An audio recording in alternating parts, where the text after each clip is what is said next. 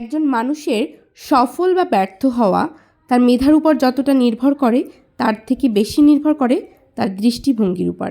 Hello everyone, আসসালামু আলাইকুম। আমি ঝিনি চলে এসেছি ঝিনি ব্লগস থেকে নতুন একটা ভিডিও নিয়ে। আশা করি ভিডিওটা সবাই এনজয় করবেন। প্রতিদিনকার মতো আজকেও আমি ডেইলি ব্লগ নিয়ে চলে এসেছি। আসলে রমজানে প্রতিদিনের কিন্তু ভিডিও করা সম্ভব হয়ে ওঠে না, তাই প্রতিদিন আসলে চাইলেও আপনাদের সামনে ভিডিও প্রেজেন্ট করতে পারি না। হয়তো ভিডিও করা থাকে কিন্তু এডিট করে সময় করে আসলে দেয়া সম্ভব হয় না। যদি আমি আসলে এই কাজটাকে বেশি প্রাধান্য দিতে চাই তাহলে দেখা যাবে যে আমার সংসারে বা আমার বাচ্চাদেরকে একটু সময় কম দেওয়া হয়ে যাবে। কারণ দেখবেন আমরা সচরাচর যে কাজগুলো করি তার থেকে রমজানে আমাদেরকে অনেকগুলো কাজ বেশি করতে হয়। সেখানে দাঁড়িয়ে আসলে অনেক কিছুই আমাদেরকে একটু হলেও স্যাক্রিফাইস করতে হয়। তো সব কিছু স্যাক্রিফাইস তো অবশ্যই করতে হবে। আমি না হয় আমার ভিডিওর ক্ষেত্রে প্রাধান্য কম দিলাম। আসলে আমার সংসার, বাচ্চা সব কিছু তো আগে প্রাধান্য দিতে হবে, কারণ সেগুলো আমার কাছে বেশি গুরুত্বপূর্ণ। তো সে যাই হোক, প্রতিদিনকার মতো আসলে ঘুম থেকে উঠে যে কাজগুলো করে থাকি, আমার আসলে প্রতিদিনকার হচ্ছে গিয়ে রুটিন। আমি রমজানে যেহেতু সেহরি খেয়ে একসাথে নামাজ পড়ে শুই, 8টায় ঘুম থেকে উঠে 9টায় হচ্ছে গিয়ে বাচ্চাদেরকে খাওয়া দাওয়া শেষ করিয়ে রেডি করিয়ে স্কুলে নিয়ে যাই। 10:30টায় বাসায় এসে আমি ফার্স্টে হচ্ছে আমার টেবিলটা ক্লিন করে নিয়েছি, চারপাশটা একটু মোটামুটি ক্লিন করে নিই। এরপর হচ্ছে আমার হেল্পিং হ্যান্ড চলে এসেছে, সে কাজবাজ করেছে। আমার হাজব্যান্ড হচ্ছে কতগুলো মুরগি নিয়ে এসেছিলো, সেগুলোকে পরিষ্কার করে দিয়েছে। আমি হচ্ছে সেগুলোকে প্যাক করে আবার ফ্রিজে রেখে দিয়েছি। এরপরে একটু হাতে সময় ছিল, তো ভাবলাম আসলে প্রতিদিনই ভাবি যে এই কাজটা করব, অনেক দিন থেকে কিন্তু করা হয়ে ওঠে না। অনেক দিন আগেই হচ্ছে গিয়ে আমি এই যে কাচের জারের মুখগুলোতে একটু আর্ট করার জন্য এভাবে রং করে রেখে দিয়েছিলাম। এর মাঝে আমার বাচ্চা হচ্ছে গিয়ে কিছু জিনিস নষ্টও করে ফেলেছে। তো দেখতেই পাচ্ছেন সে আবার এটার উপরে ABCD লেখা শুরু করে দিয়েছে। তো সে যাই হোক, আমি আজকে একটু সময় নিয়ে এই কাজটা করেই ফেললাম। জানি আমি এই কাজটা করতে গেলে আমাকে অনেক কাজে একটু ব্যাঘাত ঘটবে, তাও আমি হচ্ছে গিয়ে 12টার সময় এই কাজটা করতে চলে এসেছি। এরপরে হচ্ছে একসাথে গোসল করে নামাজটা শেষ করে তারপরে রান্নাবান্না শেষ করব। তো এটা করতে করতে আমার অনেকটা বেজে গিয়েছিল, তারপরেও করে ফেললাম। আর আমি হচ্ছে এই ফার্স্ট হচ্ছে কোনো জারের মুখে আর্ট করলাম। আসলে কি করব এরকম কোনো প্ল্যান ছিল না বা কোনো আগে কোনো আইডিয়া ছিল না, নিজের ইচ্ছে মতো তাই করে ফেললাম। আর এই যে কুপিটা দেখতে পাচ্ছেন, এটা আমি বাজার থেকে নিয়েছিলাম যে একটু আর্ট করব। তো একটু রিক্সা পেইন্ট করতে চেয়েছিলাম, কতটা হয়েছে জানি না, তবে আমি শর্টকাটে করার চেষ্টা করেছি।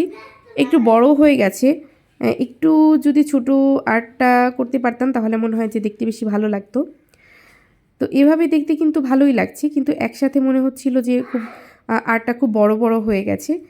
তবে করতে কিন্তু আমার বেশ ভালোই লাগছিল, কারণ এই যে হলুদ কালারটা, এটা হলুদ বলবো না মাস্টার কালার বলবো আমি জানি না, মানে এত বেশি সুন্দর লাগছিল। তো অসম্ভব সুন্দর। কাজটা শেষ করে এরপর হচ্ছে আমি মাঝখানে গোসল করে নামাজ পড়ে তারপরেও চলে এসেছি রান্নাবান্না করতে। আজকে খুব শর্টকাটে ছাড়বো। এখানে একটু শাক ভাজি করেছি, তারপরে হচ্ছে গিয়ে একটা এটা হচ্ছে সাগরের যে পোয়া মাছ, বড় সাইজের পোয়া মাছ ছিল, সেটাকে এখানে একটু মাখো মাখো করে রান্না করে নিব। রমজানে আসলে তেমন কিছুই খেতে কিন্তু ভালো লাগে না। আপনারা দেখবেন সাধারণভাবে যেগুলো খেতে আমরা পারি, রমজানে কিন্তু তেমন সেহরিতে একদমই খাওয়া সম্ভব হয় না। এখানে বাচ্চাদের জন্য একটু মুরগির মাংস ছিল রান্না করা, সেটা দিয়ে গরম করে নিচ্ছি, তাদেরকে ভাত খাইয়ে দিতে হবে। তো রোজা রেখেও তাদেরকে 3 বেলা খাওয়ানো খুব কঠিন হয়ে যায়। এরপরে বিকালের দিকে হচ্ছে গিয়ে ফলগুলো কেটে নিলাম। এর ভিতরে আবার বিদ্যুৎ চলে গেছে। আমি হচ্ছে গিয়ে জুস বানাতে চেয়েছি, এখনও বানাতে পারিনি। এরপর আবার একটু আগে আগে যখন চলে এসেছে তখন হচ্ছে গিয়ে যে শরবতটা বানিয়ে নিলাম, হচ্ছে চিড়ার শরবত। তো এরপরে আমরা ইফতারি করতে বসে গেলাম। ইফতারি কিছুটা করা হয়েছে, তখন আমি একটা ফুটেজ নিয়ে নিলাম।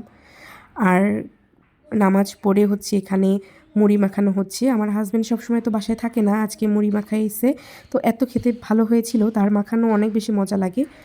এরপর আমরা একটু রেস্ট নিয়ে বাজারে আসলাম, হচ্ছে কিছু কেনাকাটা করব।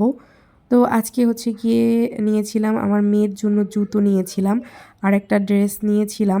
ছেলে আর মেয়ে দুইজনের জন্য দুইটা নিয়েছিলাম। তারপর দেখলাম যে এখানে আর পছন্দ হচ্ছে না, তো ভাবলাম যে আমরা পটুয়াখালীতে যাব, ওখান থেকে বাকি শপিং করে নেব। তো এখানে অনেক সুন্দর সুন্দর জুতা ছিল, তো এই জন্য আসলে জুতাটা নিতে পেরেছি। এরপরে কিছু ড্রেস দেখলাম, তো তেমন একটা পছন্দ হয়নি, তাই আর এখান থেকে নেওয়া হয়নি। তারপরে একটু মানে ঈদের টাইমে কিন্তু সবগুলোই মোটামুটি দেখা হয়, তো আমরা শুধুমাত্র 2টা দোকানেই গিয়েছিলাম। এক জায়গা থেকে ড্রেস নিয়েছি 2 জনের জন্য, আর এক জায়গা থেকে জুতা নিয়েছি। এরপর হচ্ছে আমরা চলে যাব ফ্রিজের দোকানে, কারণ আমাদের একটা ডিপ ফ্রিজ দরকার, তো সেটার জন্য ওয়ালটনে চলে গিয়েছিলাম। তো আমার হাজব্যান্ড বলছিল সিঙ্গারের নিবে, তো আমি বললাম না থাক, আর ডিপ ফ্রিজটা ওয়ালটনেরই নিই, এটা আমাদের দেশি পণ্য।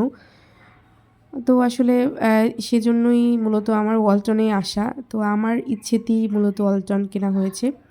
তো এখানে এসে অনেকগুলো ফ্রিজ দেখলাম, আসলে ডিপ ফ্রিজ তো তেমন কিছু দেখার নেই, তো আমি চেয়েছিলাম হলুদ রঙের নিতে, তো এখানে হলুদটা স্টকে ছিল না, তাই আসলে এটাই নিতে হয়েছে। আর হলুদ যেটা ছিল সেটা খুবই ছোট, তো এই সাইজের হলুদটা ছিল না, তাই এইটাই নিতে হয়েছে। তবে এটাও মোটামুটি ভালো ছিল, ভিতরে যেহেতু গ্লাস ছিল, সবগুলো কিন্তু ভিতরে গ্লাসের পার্টটা থাকে না, তো এটার ভিতরে হচ্ছে কি একটা আলাদা গ্লাসের পার্ট ছিল। তো আমি আবার ঘুরে ঘুরে সব ফ্রিজগুলো দেখলাম। ওয়ালটনের শোরুমে অনেক অনেক অনেক ফ্রিজ ছিল, মানে শেষ নেই। তারপরে এই তো প্যাক করে আমাদের পিছনেই হচ্ছে গিয়ে বাসায় নিয়ে এসেছে সেই রাতেই। তো বাসায় এসে এটাকে গুছিয়ে নিলাম, আর একটু উলটপালট করতে হয়েছে জায়গার সংকটে। আজকের মতো ভিডিওটা এখানেই শেষ করছি। আল্লাহ হাফেজ।